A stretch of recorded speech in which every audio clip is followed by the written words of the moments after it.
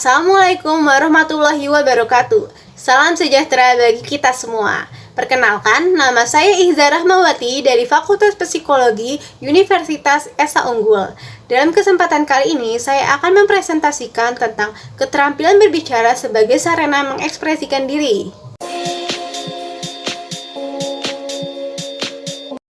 Tahun 2021, ekspresi merupakan pengungkapan atau proses penyatakan dengan tujuan memperlihatkan atau menyatakan perasaan, gagasan, tujuan, dan sebagainya. OJ dan kawan-kawan pada tahun 2019 menyatakan ekspresi diri adalah proses holistik yang bertujuan untuk meningkatkan pemahaman individu tentang diri sendiri dan fenomena eksternal, dapat digunakan sebagai sarana untuk mencapai berbagai jenis tujuan pembelajaran. Kita simpulkan bahwa ekspresi diri adalah proses di mana seseorang mengungkapkan atau mengatakan sesuatu kepada publik atau dunia luar untuk mencapai tujuan tertentu. Mengekspresikan diri terbagi menjadi dua. Yang pertama, mengekspresikan emosi, dan kedua, mengekspresikan pikiran.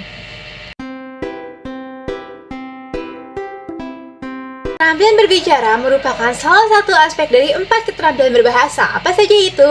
Yang pertama, ada keterampilan menyimak. Kedua, keterampilan berbicara. Ketiga, keterampilan membaca. Dan keempat, keterampilan dan menulis. Merupakan kemampuan seseorang dalam mengatur intonasi dan kosakata untuk menyampaikan pesan kepada orang lain, sehingga pesan yang disampaikan dapat diterima dengan baik.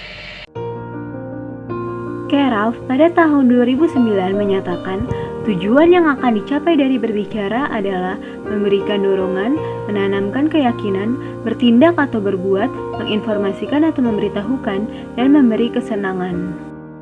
Lalita pada tahun 2018 menyatakan, ketika belajar berbicara, saat itu pola otak kita akan berlatih berpikir dan mengolah kebahasaan sehingga dapat tampil dengan baik di depan umum. Edi Suyanto pada tahun 2016 menyatakan, bahasa seseorang biasanya mencerminkan pikiran seseorang. Kita bisa melihat bagaimana seseorang berpikir dengan baik dan benar dari bahasa yang digunakan.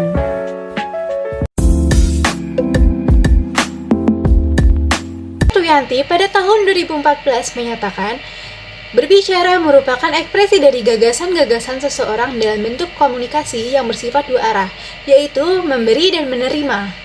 Sehingga kemampuan berpikir seseorang dalam mengekspresikan gagasan yang disampaikan akan tampak saat dia sedang berbicara. Keterampilan berbicara tentu dapat membantu seseorang dalam mengekspresikan dirinya dengan baik. Mengapa demikian? Karena melalui keterampilan berbicara, seseorang akan mampu mengekspresikan apa yang ia rasakan dan pikirkan melalui intonasi dan kosakata untuk mengungkapkan dirinya, sehingga pesan yang disampaikan dapat diterima dengan baik oleh orang lain.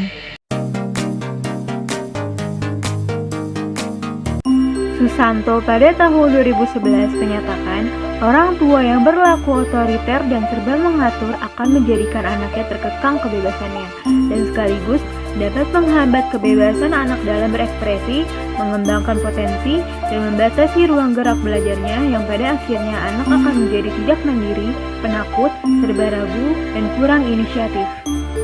Orang tua yang bersikap otoriter tentu akan menghambat perkembangan anaknya, di mana anak harus selalu tunduk dan patuh akan keinginan dan perintah orang tuanya, tanpa ia diberi kesempatan untuk menyampaikan apa yang ia pikirkan, ia rasakan, dan ia inginkan, sehingga anak sulit untuk mengontrol emosinya dan mengekspresikan dirinya dengan baik.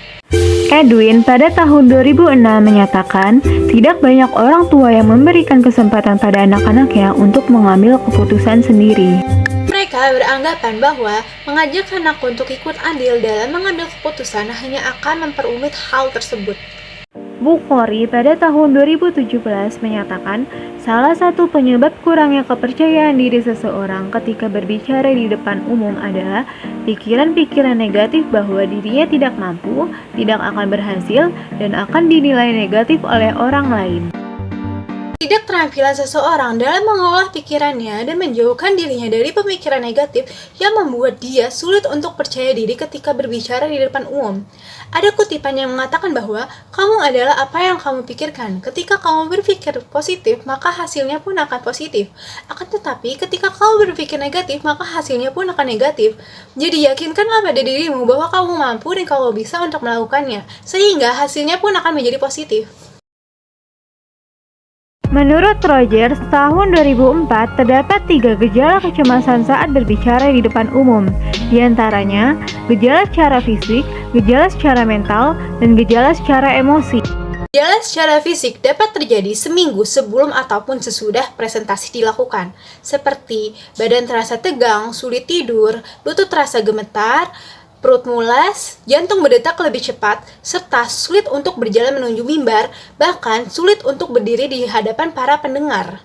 Gejala secara mental umumnya terjadi saat sang pembicara tampil, seperti mengulang kata atau kalimat yang sama, lupa akan apa yang akan disampaikan selanjutnya, termasuk ketidakmampuan untuk mengingat angka maupun fakta, dan melupakan hal-hal yang penting yang akan disampaikan. Gejala secara emosi antara lain adalah ketidakmampuan dalam mengontrol diri, rasa tidak berdaya, rasa tidak mampu, dan merasa dirinya adalah sosok yang gagal, dan munculnya rasa malu dan pemikiran bahwa dia akan dipermalukan setelah presentasi berakhir.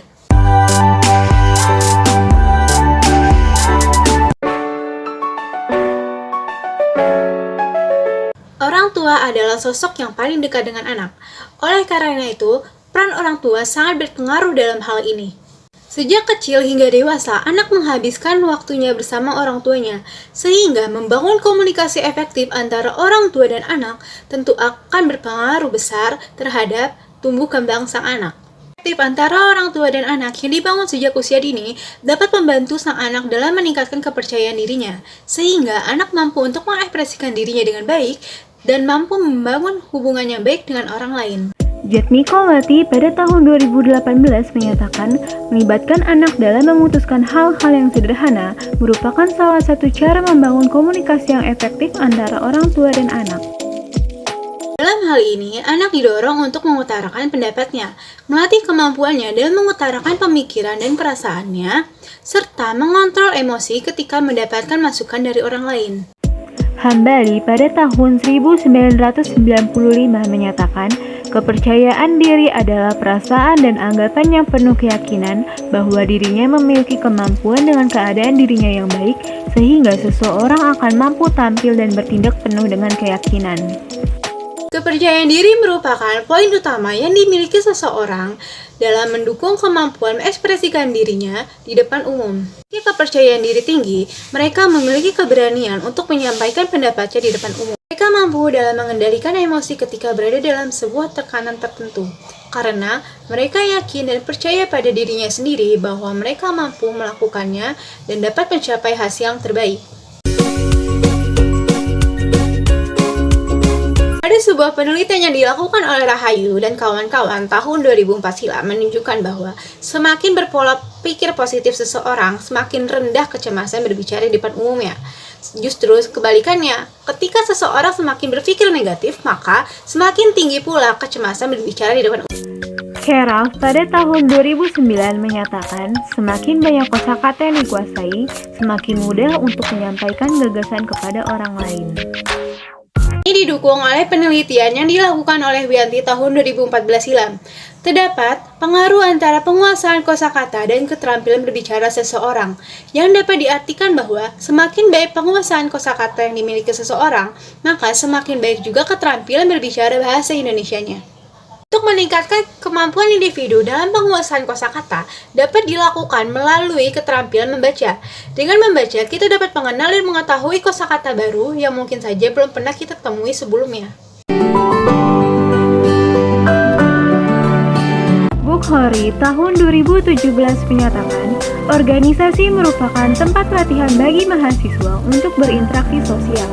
Karena kegiatan yang dilaksanakan menuntut individu berhubungan dengan orang lain.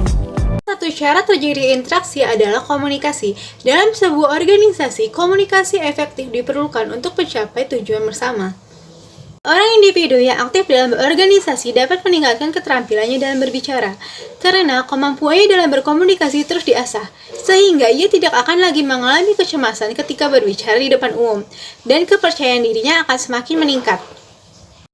Simon pada tahun 2005 menyatakan, debat adalah suatu metode pembelajaran di mana seluruh siswa diharuskan untuk tampil aktif dan cepat dalam mencerna, menyikapi, kemudian merespon atau bersikap dengan menyampaikan pendapat atau pemikirannya berdasarkan pengetahuan, pemahaman, dan pengalaman mereka selama ini terhadap suatu fenomena atau permasalahan aktual yang sedang terjadi di sekitarnya. Merupakan salah satu metode praktis untuk meningkatkan keterampilan berbicara. Dalam kegiatan ini, individu dituntut untuk mahir dalam berbicara di depan umum sekaligus mahir dalam pengelolaan bahasa.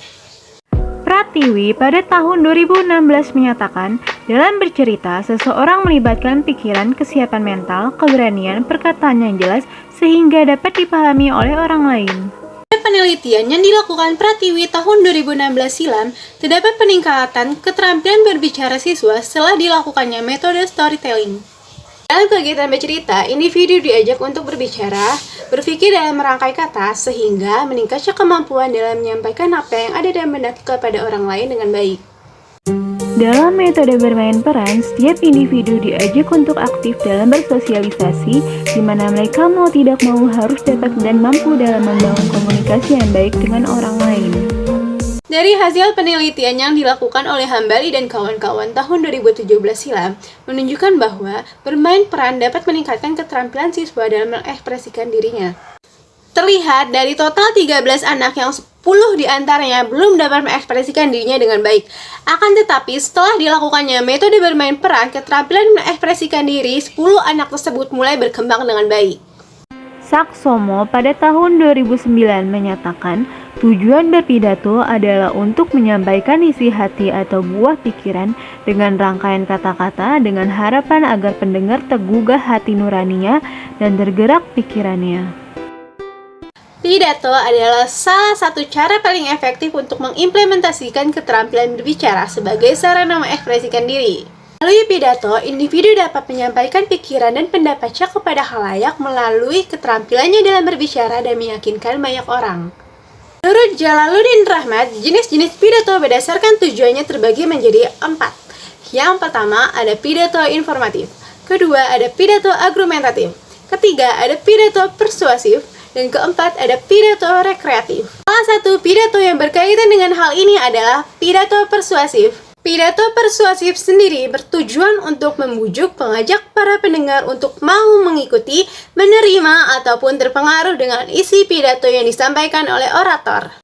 Semiawan pada tahun 1992 menyatakan, metode diskusi adalah suatu cara penyampaian suatu materi pelajaran melalui sarana pertukaran pikiran untuk memecahkan persoalan yang dihadapi. Tentunya tepat menjadi sarana meningkatkan keterampilan berbicara dalam mengekspresikan diri, di mana individu diajak untuk bertukar pikiran dan menyampaikan pendapatnya tentang persoalan yang ada.